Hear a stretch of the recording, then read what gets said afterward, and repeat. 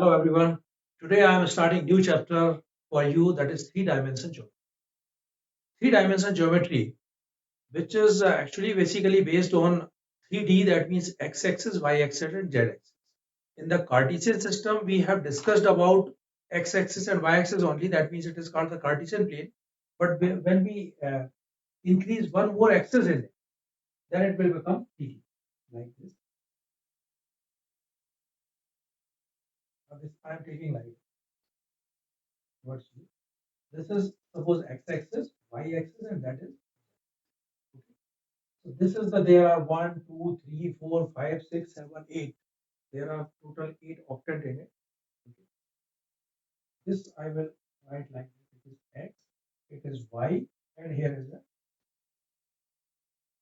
So here suppose there is a line in the two-dimension geometry. So there are two coordinate. That means the coordinate is considered as a x1, y1, x2, y2. But here whenever we are talking about a line, so that means this line will be a line in the space. You can treat this, suppose it is x-axis, y-axis and z-axis. This is z-axis. So when we are talking about like this is z-axis, you can treat this thumb is from here. So when we are talking about the line, so this line is called the line in a space. Okay. There are, if we will consider 2 points on that line, so the points are x1, y1, z, intercept on x-axis, y-axis and z. Second point x2, y2 and z. Okay. So we will understand that the line which we are taking, this line is in space. Okay. Suppose I am taking a line. This is a line segment I am taking. And the coordinate of this line segment x1, y1, z1, x2, y2 and z. Is it okay? X1, y1, z1, x2, y2. Now let us consider one concept. Suppose this is the line, that is the line, and suppose it is x-axis. It is the line that is x. And here there is a light. So you will see that on the x-axis, the shadow of this line will be falling on it. Suppose when we are talking about x-axis, I will consider this as the x-axis. So the shadow on that, like that, suppose it is P and Q. Okay, intercept on x-axis, this is x1 because it is x1. From O to Q, it is x2. So this distance is x1, it is x2. So that means the distance between P to Q on the x-axis, x2 minus x. Agreed? This line, if I will draw the line to point A and parallel to it, I will draw the same line to point A and parallel to it. So what does it mean? This line will make a 90-degree here and it will become a right angle. Right? So in this right angle triangle, suppose any angle is here, like this angle is along the x-axis, it is alpha. Okay. And when I use cos alpha in it, in this triangle, in triangle ABC, cos alpha. Cos alpha is equal to, you know that cos is base, adjacent side upon hypotenuse. So adjacent side, that means it is AC upon A. Is it okay? Cos alpha is equal to AC upon A. So that means cos alpha is equal to AC, which is equal to PQ. That means it is x2 minus x. X minus x1. This AB will be the length of this line segment AB. It is fixed. So that is the value of cos alpha. Okay. Now we will consider the second point. Suppose again the same situation. This is the line, the space, and the shadow of this line on the y-axis. Now I will take this as a y-axis. It is x. When the line is the shadow on the y-axis, this distance is, because it is on the y-axis, so the distance is y1 and it is y2. So it is y2 minus y. Is it okay?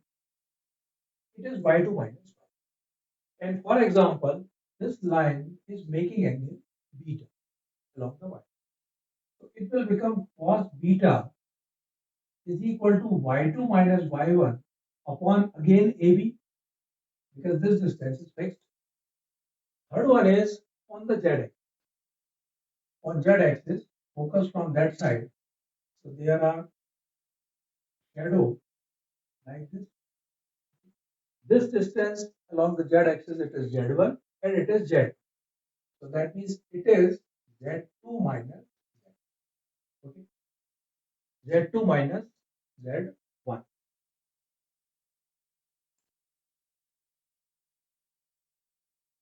Z2 minus z along the z-axis. Z2 minus z1, and suppose this line is making angle gamma. Okay. Then it will become cos gamma is equal to z2 minus z1 upon b. Is that okay? AB, AB, and AB, right? Everything is same. By the way, this is, if I will consider cos alpha is equal to L, cos beta is equal to M, and cos gamma is equal to L. Then what happened? L is equal to x2 minus x1, x2 minus x1 upon AB. M is equal to y2 minus y1 upon AB, and N is equal to z2 minus z1 upon AB. So the value of AB is equal to, or value of 1 upon AB is equal to, value of 1 upon AB is equal to, anything we can write here. May I write here L upon x2 minus x1 is equal to M upon y2 minus y1 is equal to N upon z2 minus z is equal to 1 upon. It is the constant term. So here what happens? This LMN upon x2 minus x1, y2 minus y1, and z2. We are getting this term. Here what happens? This is actually one thing is L square plus M square plus N square. In the previous chapter, we have understood that the meaning of L square plus M square plus N square is equal to 1. I will tell you that how it comes. See, it is coming like this. When we are squaring and adding all these, so it is coming L square plus M square plus N square is equal to x2 minus x1 whole square plus y2 minus y1 whole square plus z2 minus z1 whole square whole upon eb square. Okay. And when I'll find the value of AB, then how to find the value of AB when we are using the distance formula? Distance formula in three-dimensional geometry also x2 minus x1 whole square plus y2 minus y1 whole square plus z2 minus z1 whole square. Because it is considered that first we'll have to go to the x-axis, y-axis, and then z. Like this. Suppose this is the line segment and we are going to find the distance of it. So how to find its distance? First of all, along x-axis and y-axis. Okay. So using the distance formula here in a triangle, and after that with z. So it is x2 minus x1 whole square. AB is equal to x2 minus x1 whole square. Distance formula y2 minus y1 whole square plus z2 minus z1. So it will be, when I replace the value here, it will cancel, and the result is L square plus M square plus N square. This is the relation. That is one. Second is LMN. These are treated as a direction cosine, and ABC we are considered as a direction ratios. Okay. By the way, here in this line segment, the direction ratios are x2 minus x1, y2 minus y1, and z2 minus z. And for understanding the direction ratios and cosine, I think this is the simplest way. Here we can understand direction ratios and direction cosine. Cos alpha is equal to base, that means adjacent side upon hypotenuse. Adjacent side, that is intercept on x-axis, is direction ratio first. Intercept on y-axis, direction ratio. Intercept on z-axis, that is. So direction ratios along x-axis, y-axis and z-axis are called the direction ratio of the line. And when we divide the direction ratio by the hypotenuse, then it will become a direction cosine. Okay, that means the direction ratio which is divided by hypotenuse. So base upon hypotenuse will become a cos, and cos means the full form of cos is cosine. So these are actually the directed to the line direction ratios. That means the direction of that line, ratio of the direction of that line, and direction cosine. Okay, ratio of direction of cosine. So these are direction ratios and direction cosine. So simply L upon A is equal to M upon B is equal to N upon C is there. So we will consider that A, B, C are direction ratios, and we can represent that D are direction ratios in the short form, and LMN is our direction cosine, DCS. Direction cosines, DCS, direction ratios, DR. Now what happened if we solve this part, or when we extend this part, then what will get the new term? Means this procedure I am telling you that how to convert from direction ratios to direction cosine, or from direction cosines to direction. These are ABG are intercept on x-axis, y-axis and z-axis. Like here I have written x2, y, and x1. Okay. The distance are treated as E. L upon A is equal to M upon B is equal to N upon C is equal to what is it? This is may I write here A, or one thing may I write here, that is under root L square plus M square plus N square upon under root A square plus B square. Is that okay? L upon A is equal to M upon B is equal to N upon C is equal to under root square of sum in the root square of sum in the. Can we write like that? Let me, I will take one example. Suppose it is 2 upon 3 is equal to 4 upon is equal to, if I want to write here 2 square plus 4 upon 3 square plus 6. Let us see. This is equal to that one. 2 to the 4 and 16. 16 plus 4, it is under root 20. 9 and this is 36. 36 and 9, it is 40. So this is 20 upon 45. 5 4 ja and 5 9. 4 upon 9, that is 2 upon is equal to 2 upon. Is it okay? So L upon A is equal to M upon B is equal to N upon C can be written in this format. Whether the terms are 2 or 3, we can write like. So that means because L square plus M square plus N square, we have got the value this is equal to 1 already. So when I write this, L upon A is equal to M upon B is equal to N upon C is equal to 1 upon under root A square plus B square. Because actually this is in the root, so it is always coming in the form of plus minus. Is it okay? Because both are minus or both are positive. So I write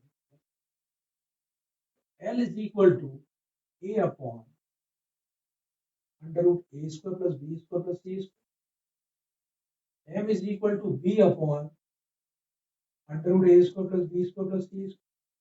And N is equal to C upon under root A square plus B.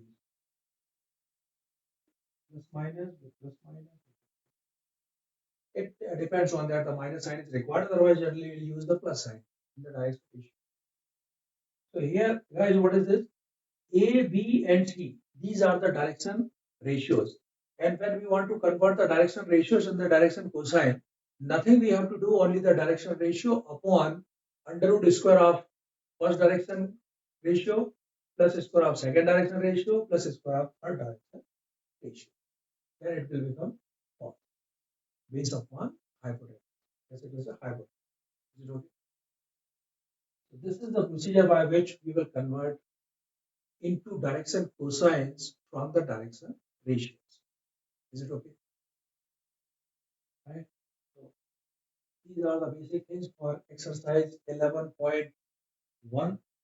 Now we are able to start exercise 11.1. Especially now, simply we can find. By the way, if angles are given, not necessarily. That means it's not a different way like alpha, beta, gamma is given. So simply we will put in place of cos alpha, the value of alpha, cos beta, and cos gamma, and get direct direction.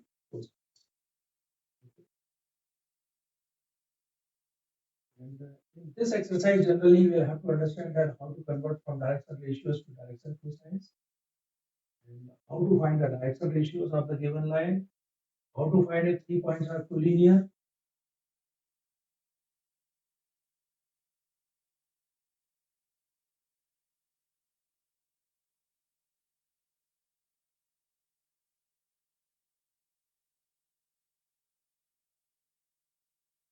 Exercise 11.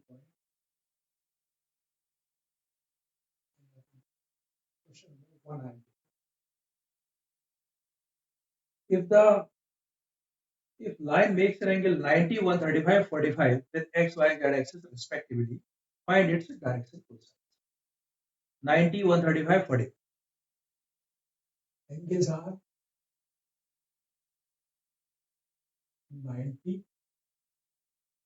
135 degree and 45 degree with x-axis, y-axis and z-axis respectively. We'll find the direction cosine. So simply what we have to find, direction cosines, right? Direction cosines are cos alpha, cos beta and cos gamma. Okay. With x-axis, y-axis and z-axis. Alpha is equal to 90, cos 90, value of cos 90 0, cos 135, 135 may write here 180 minus 45, cos 180 minus theta, that is cos theta with minus sign, minus cos 45, that is minus 1 upon 2, and cos 40. Direct so direction cosines are 0, minus 1 upon 2, and 1. These are the direction cosines. Clear? Question number 1. I hope you have understood it. Only angles are given, you are converting into the form of cosine. Second question, find the direction cosines of a line which makes equal angle with the coordinate axis. Which makes equal angles with the coordinate axis. So simple it is, as we know that cos square alpha plus cos square beta and plus cos square gamma is equal to 1. You are aware of that? Since as given that alpha is equal to beta is equal to gamma. So it is cos square alpha plus cos square alpha and plus cos square alpha is equal to 1. So 3 cos square alpha is equal to 1. Therefore, cos square alpha is equal to 1 by 3 and cos alpha is equal to plus minus 1. Okay. So it is a direction cosines of the line with the coordinate axes are given. So these are the direction cosines 1 by root 3, 1 by root 3, 1 by root 3 and minus 1 by root 3, minus root 3, minus 1 by root 3. Question number 3. If a line has a direction ratios, then what are the direction cosines? You are aware of that the formula that how to convert direction ratios into the form of direction cosine. I have explained you already.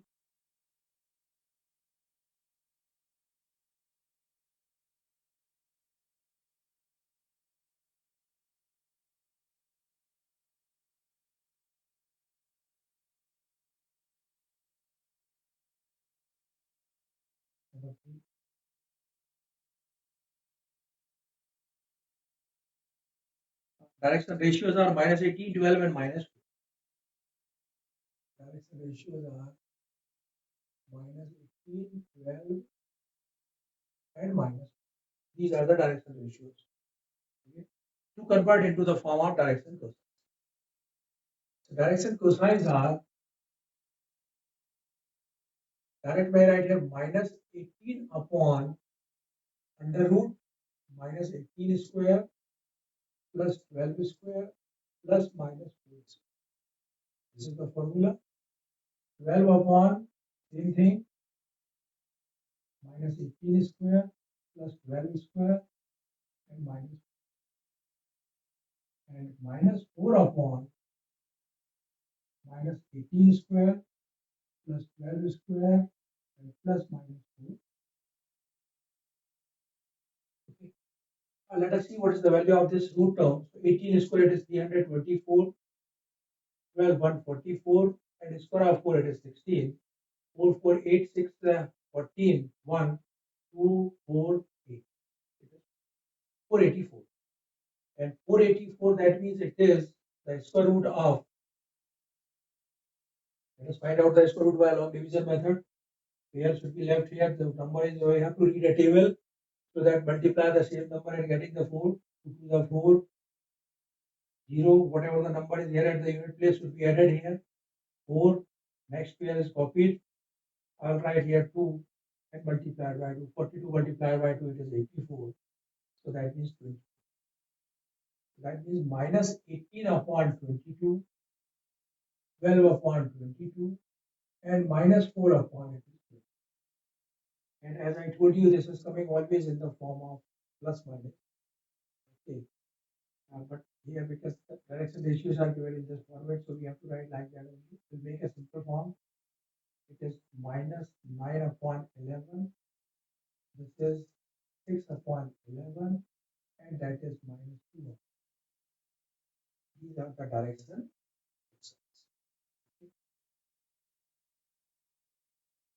Fourth question, show that the points, 3 points are given and show that the points are collinear. Show that the points are collinear. Here I am solving. Number 4. The question is there, but one based on one concept, 2, 3, 4, 1 point.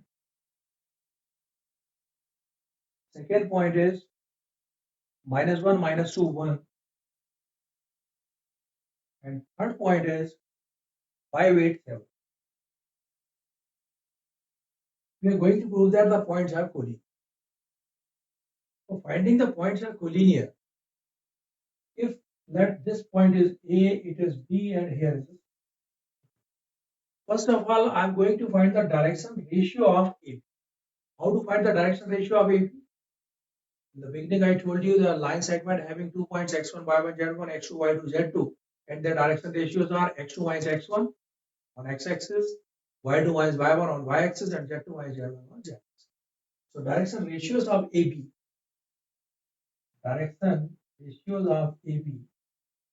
is equal to, where I x2 minus x, minus 1, minus 2, minus 2, minus 3, and 1 minus. That means minus 3, minus 5, and minus. These are the direction ratios of A. Same as direction ratios of BC. Direction ratios of BC. 5 minus minus 1 means 5 plus 1.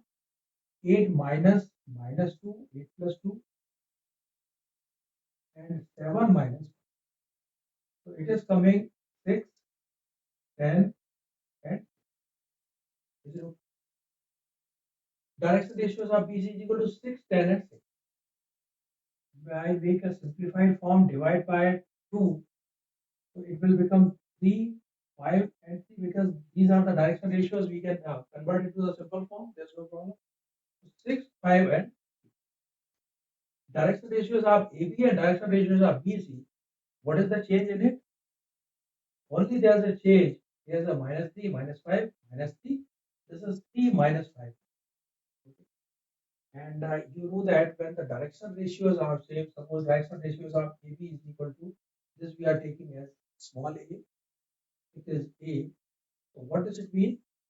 Direction ratios of AB is equal to Suppose I'll take minus sign common is equal to minus a. I will consider this direction ratio of AB is this, and direction ratios of BC is equal to it is plus. Okay, plus because I have taken 3, 5, 3 is single term as a A. So direction ratio of BC A and direction ratio of AB is minus. So what does it mean? Direction ratios of BC is equal to what is A minus direction ratios of A. Is that okay? And what is the difference between these two terms? The difference is direction ratio, that means BC and AB are different but they are parallel. How is it possible when there are 3 points? There are 3 points. Okay, direction ratios of AB and direction ratios of BC, because this is actually -1 and this is the lambda. So A is equal to lambda B, that means A and B are parallel. So that means BC and AB are parallel, but opposite in direction. BC and AB are parallel. How is it possible? One point B is common. So that means this line must be like that. Here's a B, and only one possibility because this B is a common. So since B is common, therefore ABC are fully. Therefore ABC are fully, because they are having the opposite direction but they are parallel. So when AB and BC are parallel, what does it mean? B is a common point and ABC are fully. Okay. So this is the way by which you can prove that 2 points are collinear. Oh, sorry, 3 points are collinear, not two.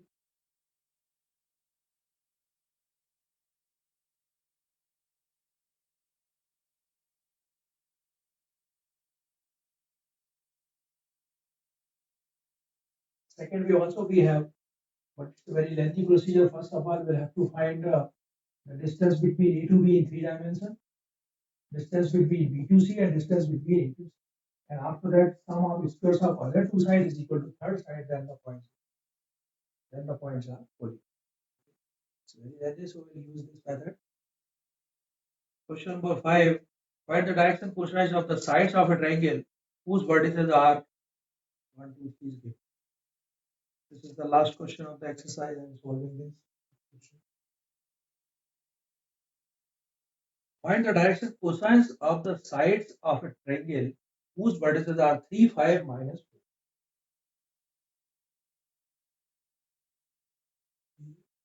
3, 5, minus 4. I am taking B as second, -1, 1 and 2. And third one is -5, -5, minus